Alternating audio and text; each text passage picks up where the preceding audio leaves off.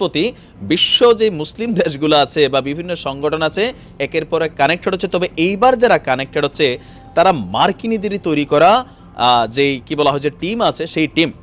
আপনারা অনেকে জানেন যে আফগানিস্তানে একটা অভিযান পরিচালনা করে লম্বা সময় আফগানিস্তানের নকশাই চেঞ্জ করে ফেলেছিল মার্কিনীরা। দীর্ঘ লম্বা একটা সময় এই দেশটারে উলট পালট করে দিয়ে তারা তাদের দেশে চলে গেছে। যাবার পরে আপনার এই মুহূর্তে আফগান ধ্বংসের পথে। তো সেই আফগানিদেরকে সহযোগিতার হাত বাড়িয়েছিল পুতিন কাকু, তেল গম সহ বিভিন্ন কিছু দিবে, তাও বাকিতে। তো এই সকল কিছুর নিমক আদায় করার জন্যই সম্ভবত আফগানিস্তানের অভিজাত ন্যাশনাল আর্মি কমান্ডো কর্পসের যে সদস্যরা আছেন তারা পুতিন কাকুর পাশে এসে দাঁড়িয়েছেন। ইউক্রেন যুদ্ধে তাদেরকে দেখা যাবে তারা কিন্তু সাধারণ যোদ্ধা না, তাদের ডেফিনেশন দেখেন। গত বছর তালেবানের হাতে আপনার যখন দেশটির মানে কি বলে যে নেতৃত্ব যায় তখন মার্কিন যুক্তরাষ্ট্র এবং পশ্চিমা মিত্রদের দ্বারা পরিত্যক্ত হয়েছিল এই কর্পস টিমটা।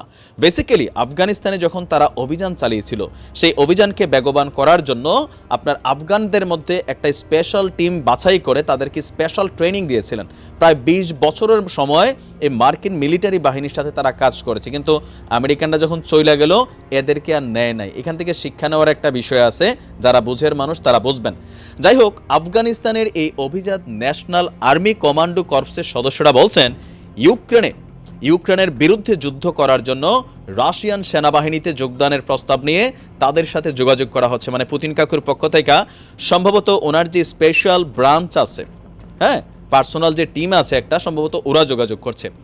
আফগান সামরিক এবং নিরাপত্তা সূত্র বলছে মার্কিন প্রশিক্ষিত হালকা পদাতিক বাহিনী যারা প্রায় 20 বছর ধরে মার্কিন যুক্তরাষ্ট্র এবং অন্যান্য মিত্র বিশেষ বাহিনীর সঙ্গে লড়াই করেছে ইউক্রেনের যুদ্ধক্ষেত্রে রাশিয়ার প্রয়োজনের পার্থক্য করতে পারে।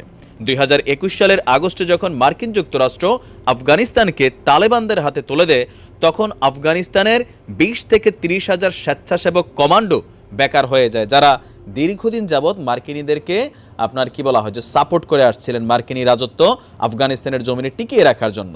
20-30 হাজারের একটা টিম। তো প্রজাতন্ত্রের পতনের সময় মাত্র কয়েকশো সিনিয়র অফিসারকে সরিয়ে নেওয়া হয়েছিল, হয়তো আমেরিকানরা অন্যান্য দেশে নিয়েছে, আর বাকি যে হাজার হাজার সেনা আঞ্চলিক প্রতিবেশী দেশগুলোতে পালিয়ে গেছে তালেবানদের ভয়ে। কারণ তালেবানরা পতন হওয়া সরকারের অনুগতদের শিকার করে এবং হত্যা করে।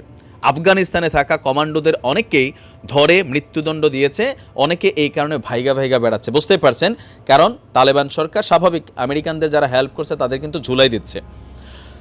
মার্কিন যুক্তরাষ্ট্র আফগান জাতীয় প্রতিরক্ষা ও নিরাপত্তা বাহিনী তৈরিতে প্রায় $90 বিলিয়ন ব্যয় করেছিল। যদিও বাহিনীটি সামগ্রিকভাবে অযোগ্য ছিল এবং কয়েক সপ্তাহের মধ্যে দেশটি তালেবানদের কাছে হস্তান্তর করেছিল। কমান্ডোদের সর্বদা উচ্চ সম্মানে রাখা হয়েছিল। US navy seal, British special air service দ্বারা তাদের প্রশিক্ষণও দেওয়া হয়েছিল। তার মানে এই যে 20 থেকে 30 হাজার সেনা সদস্য আছে এরা মোটামুটি ভালো ট্রেনিং, এমনকি যথেষ্ট অ্যাডভান্স তারা আছে যুদ্ধের জন্য। বাট এই মুহূর্তে তারা বেকার এবং আশাহীন, এবং অনেক কমান্ডো এখনও মার্কিন যুক্তরাষ্ট্র বা ব্রিটেনে পুনর্বাসনের জন্য অপেক্ষা করছেন। তাদের নিয়োগকারীদের জন্য সহজ লক্ষ্যবস্তু করে তোলে যারা অত্যন্ত দক্ষ যোদ্ধা পুরুষদের ব্যান্ড অফ ব্রাদার্স মানসিকতা বোঝে। সম্ভাব্যভাবে রাশিয়ান নিয়োগকারীদের জন্য তাদের সহজ বাছাই করে তুলেছে আফগান নিরাপত্তা সূত্র বলছে। একজন সাবেক ঊর্ধ্বতন আফগান নিরাপত্তা কর্মকর্তা নাম না প্রকাশ করার শর্তে বলছেন 10,000 পর্যন্ত সাবেক কমান্ডো রাশিয়ার অফারগুলোর জন্য উপযুক্ত হতে পারে। অন্য একটি সামরিক সূত্র বলছে তাদের কোনো দেশ নেই, চাকরি নেই, ভবিষ্যৎ নেই, তাদের হারানোর কিছু নেই। আর এটাকেই পুতিন কাকু টার্গেট করেছেন, যেহেতু এখানে বিশাল একটা টিম আছে, এদেরকে আইনা রাশিয়াতে হয়তো নাগরিকত্ব দেওয়া অথবা আফগানের সরকারকেই বা তালেবানকে ফোর্স করে এদের সাথে মিলিয়ে দেওয়া, পাশাপাশি এদেরকে যুদ্ধের মধ্যে আইনা ব্যবহার করা, টাকা পয়সা সম্পদ এদেরকে দান করা। এটা কঠিন নয় সূত্র যোগ করছেন তারা পাকিস্তান বা ইরানে প্রতিদিন $3 থেকে $4 বা তুরস্কে প্রতিদিন $10 জন্য কাজ করছে।